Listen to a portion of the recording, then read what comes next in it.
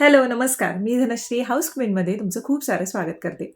आजचा दिवस तुम्हाला खूप छान आनंदात जाऊ दे. तुमच्या मनातल्या सगळ्या चांगल्या इच्छा स्वामी महाराज पूर्ण करू देत. आजचा व्हिडिओ तुम्ही टायटलवरून तुम्हाला समजलं असेल, की आज नेमकं आजच्या व्हिडिओमध्ये काय असणार आहे. आज व्लॉग नाही आहे, पण एक छान मार्गदर्शनपर व्हिडिओ जो आहे, जो माझ्या अनुभवातून आलेला आहे, व्लॉगिंगबद्दलचा तुमच्याशी शेअर करणार आहे. अनेकदा खूप सारे प्रश्न कमेंट सेक्शनमध्ये येतात, की धनश्री आम्ही पण व्लॉगिंग स्टार्ट केलं आहे. तू मोबाईल कोणता घेतलेला आहेस? ट्रायपॉड कोणता वापरतेस?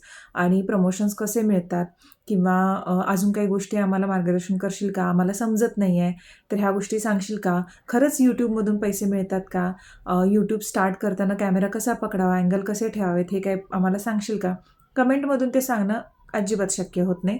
विचार केला की हा एक छान व्हिडिओ याच्यावरती करावात आणि थोडक्यात समजवावं की YouTubeमधून खरेच पैसे मिळतात आणि किती मिळतात आणि त्यासोबतच YouTube ब्लॉगिंगचा प्रवास कसा असतो किंवा काय काय काळजी घ्यावी लागते आणि कोणत्या गोष्टी आपल्याला कराव्या लागतात.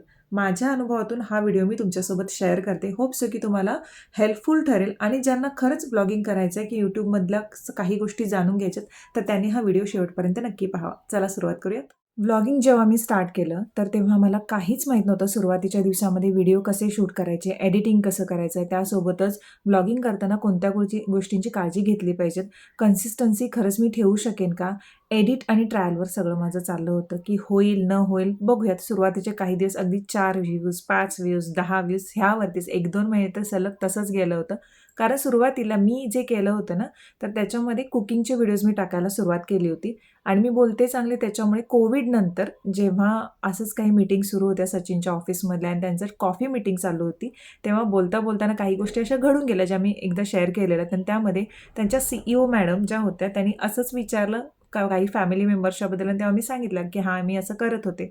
त्या बोलल्या, "केलं पाहिजेत. महिलांनी काही ना काहीतरी करत राहिलं पाहिजे आणि ब्लॉगिंगसुद्धा एक चांगलं करिअर होऊ शकतं. कारण आता सोशल मीडियाचं जग आहे, डिजिटल युग आहे आणि काही चांगल्या गोष्टी तर नक्कीच शेअर करू शकतेस." तेव्हापासून सुरू केलं. सुरुवातीचे जर माझे व्हिडिओज बघाल, मला बोलतासुद्धा नीट येत नव्हतं. जरी मला स्टेज डेअरिंग अगदी स्कूलपासून असेल, स्टेजवरती उभं राहून मी भाषण जरी करत असू, पण मला असं ते डेअरिंग ते येत नव्हतं, कारण खूपसा असा गॅप पडला होता. पण तरीसुद्धा सुरू केलं. म्हणजेच सुरुवात ही खूप महत्त्वाची आहे. कोणत्याही गोष्टीची सुरुवात करणं खूप महत्त्वाचं आहे.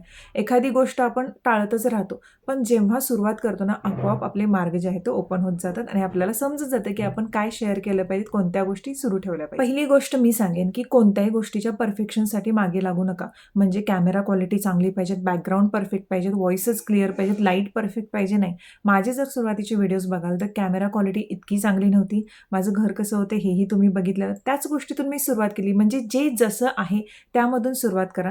तुमची जशी सुरुवात असते, आजूबाजूची रिॲलिटी ह्या सगळ्या गोष्टी शेअर करा, ज्यामध्ये तुम्ही कम्फर्टेबल असाल. प्रायव्हेट गोष्टी कोणत्याही शेअर करायला जाऊ नका. सुरुवात करणं खूप महत्त्वाचं आहे, ज्याच्यामध्ये ज्या सगळ्या इम्परफेक्ट गोष्टी माझ्या आयुष्यात घडल्या, त्यामुळेच माझा कॉन्फिडन्स जो आहे तो बिल्ड व्हायला मदत झाली आणि आता मी सगळ्या गोष्टी ज्या आहेत त्या व्यवस्थित एक्सप्लेन करू शकते. दुसरी आणि महत्त्वाची गोष्ट, कन्सिस्टन्सी इज एव्हरीथिंग. तुम्हाला ह्या क्षेत्रामध्ये जर टिकून राहायचं असेल, तर कन्सिस्टन्सी खूप महत्त्वाची आहे. एखादा व्हिडिओ टाकला आणि त्यानंतर थांबलं असं होत नाही. व्ह्यूज मिळायला वेळ जातो. लोकं तुम्हाला ओळखायला वेळ घेतात. त्यासोबतच तुमची कन्सिस्टन्सी असेल तर एंगेजमेंट बिल्ड व्हायला सुद्धा मदत होतं. कधी-कधी काही कमेंट्स ज्यात म्हणजे पॉझिटिव्ह पण असतात, ज्याच्यामध्ये निगेटिव्ह पण असतात. पण ह्या सगळ्या गोष्टींमध्ये टिकून कन्सिस्टन्सी ठेवणं खूप महत्त्वाचं आहे, कारण त्यानेच पुढे फायदा जो आहे तो मिळतो तुम्हाला. पुढची गोष्ट, व्लॉगिंगमध्ये काय दाखवायचं आणि काय नाही.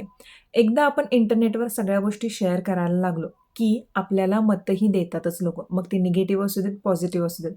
प्रायव्हेट गोष्टी, प्रायव्हेट मोमेंट्स, त्याच्यानंतर फॅमिली मॅटर्स, प्रायव्हेट लाईफ, ह्या सगळ्या गोष्टी काहीतरी आपल्या वेगळ्या असायला हव्याच.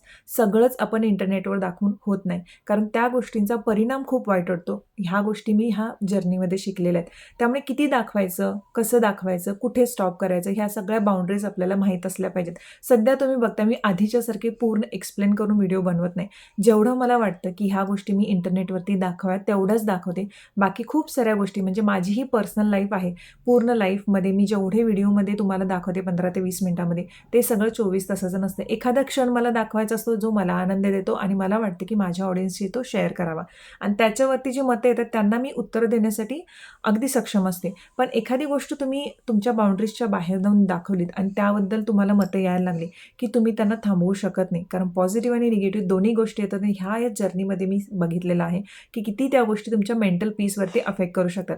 त्यामुळे अशाच गोष्टी शेअर करा, ज्या तुमच्या मेंटल पीस खराब करणार नाही. पुढची गोष्ट, निगेटिव्ह कॉमेंट्स कशा हँडल करायच्या. हे बघा, हे सोशल मीडियाचं जग आहे. Instagram असू देत, YouTube असू देत, कोणत्याही सोशल प्लॅटफॉर्मवरती असेल, जसं तुम्हाला चांगलं बोलते, जसं तुम्हाला वाईटसुद्धा बोलते. पण माझं असं आहे की मी माझ्या अनुभवतरी अशी कोणती माणसं नव्हती. त्यामुळे पहिल्यांदा मला जेव्हा एखादी निगेटिव्ह कॉमेंट आली, ती मी खूप मनाला लावून घ्यायचे आणि त्याच्यानंतर विचार करायची की हिने किंवा ह्याने प्रश्नच येत नाही, हिने असं का बोललं असेल. आणि त्यानंतर मी एक व्हिडिओसुद्धा केला होता की माझ्या घराबद्दल जी निगेटिव्ह कॉमेंट आली होती, कारण खरंच ती निगेटिव्हच होती, हेट स्प्रेड करणारी. कारण कन्स्ट्रक्टिव्ह क्रिटिसिझम हा वेगळा असतो. त्यामुळे निगेटिव्हिटी पसरवणारे लोक, हेट पसरवणारे लोक, त्याच्यानंतर तुम्हाला वाईट बोलणारे लोकसुद्धा इथे मिळतील. सुरुवातीला मलाही खूप जड जायचं, कारण माझ्या आयुष्यात तसे लोक नव्हते त्यामुळे. पण नंतर हळूहळू समजायला लागलं की सगळेच लोक आपली एनर्जी डिझर्व्ह करत नाहीत. त्यामुळे सध्याला मी ठीक आहे, ज्यांना उत्तरं द्यावीशी वाटेल त्यांना चांगल्या भाषेत समजवण्याचा प्रयत्न करते. कन्स्ट्रक्टिव्ह क्रिटिसिझम असेल तर ती गोष्ट मी याच्यामध्ये सुधारणा करेन म्हणते. आणि जर हेट स्प्रेड करणारे लोक असेल तर त्यांना मी सरळ ब्लॉक करून टाकते. कारण प्रत्येक कमेंट तुमची एनर्जी किंवा तुमचा रिप्लाय डिझर्व्ह करत नाही.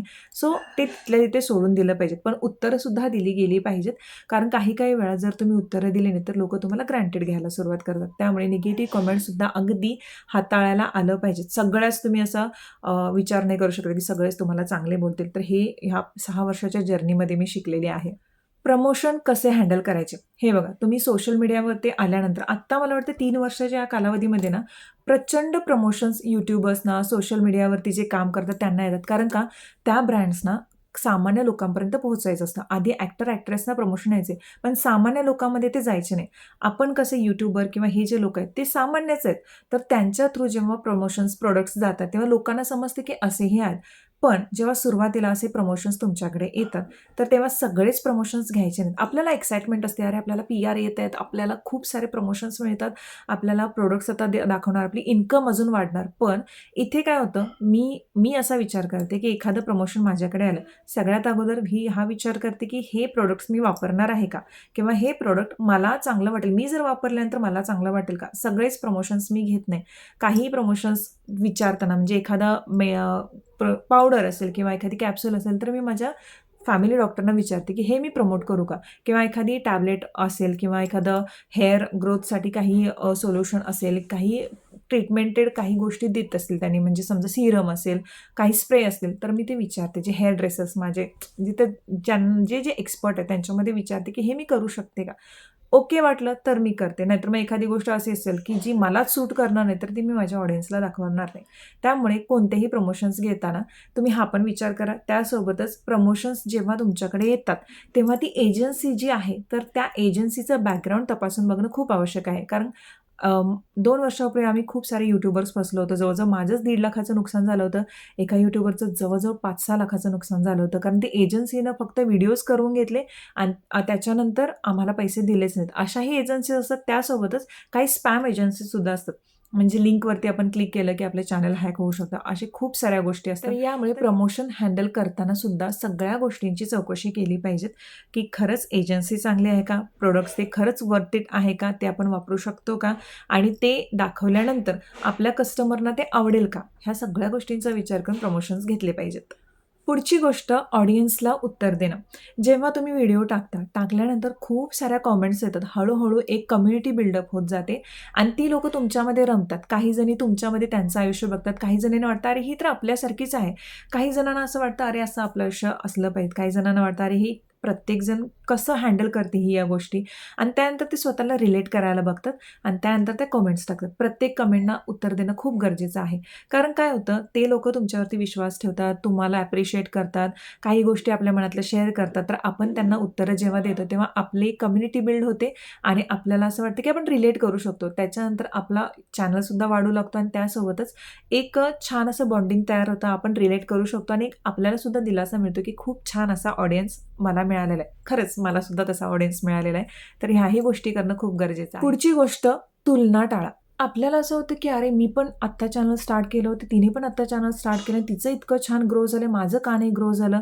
आपण एखादा मार्ग ठरवतो की मला व्लॉगिंग करायचं आहे किंवा मला कुकिंग करायचं आहे किंवा मला एक दुसऱ्या विषयावरती व्हिडिओ बनवायचा, मला पॉडकास्ट बनवायचा आहे. आपल्याला असं वाटतं की अरे मी व्लॉगिंग सुरू केले, तिने पॉडकास्ट सुरू केलं, तिला पॉडकास्टला चांगला व्ह्यूज, चांगले ऑडियन्स मिळतात, मला अजून का ऑडियन्स मिळत नाहीत, मला व्ह्यूज का मिळत नाहीत. तेव्हा आपल्याला वाटतं की जरा व्लॉगिंग सोडून देत, पॉडकास्ट सुरू करूया. पण नाही, तुम्हाला सांगू, पाची बोटं जशी समान नसतात, तसंच तुम्हाला तुमच्या ह्या क्षेत्रामध्ये तुम्हाला जर चांगलं उत्तर मिळणार असेल किंवा चांगला ऑडियन्स बिल्ड होणार असेल, थोडा वेळ लागू शकतो.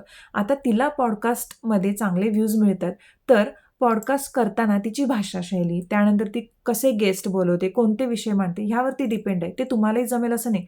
जसं तिनं जर व्लॉगिंग सुरू केलं आणि व्लॉगिंग सुरू करताना तिलाही यश मिळणार नाही, कारण ती पॉडकास्टमध्ये परफेक्ट आहे, तुम्ही व्लॉगिंगमध्ये परफेक्ट आहात. तर अशा पद्धतीने समजा ट्रॅव्हलिंग व्हिडिओजमध्ये तुम्हाला चांगलं करता येईल. तुम्हाला फिरायची सवय असेल तर तुम्ही ट्रॅव्हलिंग व्हिडिओज मिळवू शकता. तुम्ही डे टू डे लाईफमध्ये डेली व्लॉगिंग हे जे आहे ते जे खूप चालतं सध्या अख्खं वर्ल्ड वाईडमध्ये, तुम्हाला डेली व्लॉगिंगच जास्त दिसेल तर ते करू शकता. कुकिंगचे व्हिडिओज बनवू शकता. तर एक तुमचा जॉनरा ठरवा. एक पक्कं तुम्ही मनाशी ठरवलं की तुम्हाला नेमकं कोणत्या विषयावरती तुमचं व्लॉगिंग चॅनल किंवा कोणत्या विषयावरती तुम्हाला तुमचं चॅनल स्टार्ट करायचं आहे, तर हळूहळू त्या गोष्टींच्या बाबतीतल्या माहिती मिळवा आणि त्यानंतर ते चॅनल स्टार्ट करा. आणि तुलना करू नका अजिबात, कारण कधी कधी ह्या सोशल मीडियाच्या ह्या जगामध्ये यश मिळायला खूप उशीर लागतो. काही काही जणांना मिळतच नाही, 3-3, 4-4 वर्ष केलं तरी. एकच व्हिडिओ व्हायरल जायची देरी असते. एक व्हिडिओ व्हायरल गेला की त्याच्यानंतर लोकं आपोआप तुम्हाला ओळखायला लागतात आणि जो व्हिडिओ व्हायरल जातो त्याच व्हिडिओवरती तुम्हाला व्हिडिओज बनवणं खूप गरजेचं आहे. पण प्रत्येक व्हिडिओ मागे तुम्ही जे सांगताय, तुम्ही ज्या गोष्टी शेअर करताय त्या रिलेट झाल्या पाहिजेत, ज्या तुमचा ऑडियन्स आहे ते.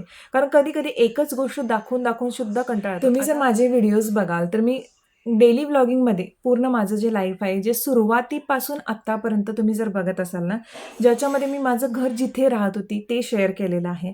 माझं सासर, माझं माहेर, माझ्या फॅमिलीमधले मेंबर्स, ज्याच्यामध्ये मी कम्फर्टेबल होते ह्या गोष्टी शेअर करत. भलेही मध्ये चुका झालेल्या आहेत, त्यातूनच मी शिकत गेले. त्यासोबतच मी व्लॉगिंगमध्ये ट्रॅव्हलिंग व्हिडिओज पण शेअर केले आहेत, मेकअप व्हिडिओज पण शेअर केले आहेत. म्हणजे ज्या सगळ्याच गोष्टी माझ्या ऑडियन्सला आवडल्या. टचवूड की माझा ऑडियन्स इतका चांगला आहे की त्यांना ह्या सगळ्या गोष्टी आवडल्या. त्यामुळे मी कधी-कधी असे पण व्हिडिओ बनवते, कधी-कधी ट्रॅव्हलिंगचे पण बनवते, कधी-कधी मेकअपचे पण बनवते. तर तुम्हाला तुमचा ऑडियन्स ओळखायचा आहे आणि स्वतःची तुलना टाळायची. पुढची गोष्ट, स्वतःला ब्रेक द्या. हे खूप महत्त्वाचं असतं. मी या जर्नीमध्ये इतकं शिकले. मी स्टार्टिंगला, सुरुवातीला तुम्ही बघत असाल तर कंटिन्युअसली व्लॉगिंग करायचे. एक टाईम असा आला की मला थकवा यायला लागला, मला त्रास व्हायला लागला, कारण प्रमोशन्स यायला लागले, व्लॉगिंग कंटिन्यू सुरू होतं, घरातली कामं, मुलाकडे बघणं, घर बघणं, ह्यामध्ये मी हाऊस हेल्पसुद्धा ठेवली.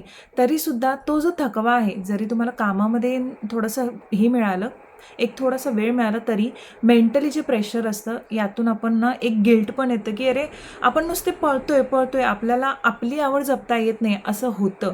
पण त्यामध्ये थोडासा ब्रेक द्या स्वतःला. थोडंसं कुठल्या तरी एखादा आठवड्यातून एखादा ब्रेक तरी हवाच. मध्यंतरी तुम्ही बघितलेलं मी खूप लाँग ब्रेक घेत होते, म्हणजे 6-6, 7-7 दिवस, कारण मला ते हँडल होत नव्हतं सगळ्या गोष्टी करणं.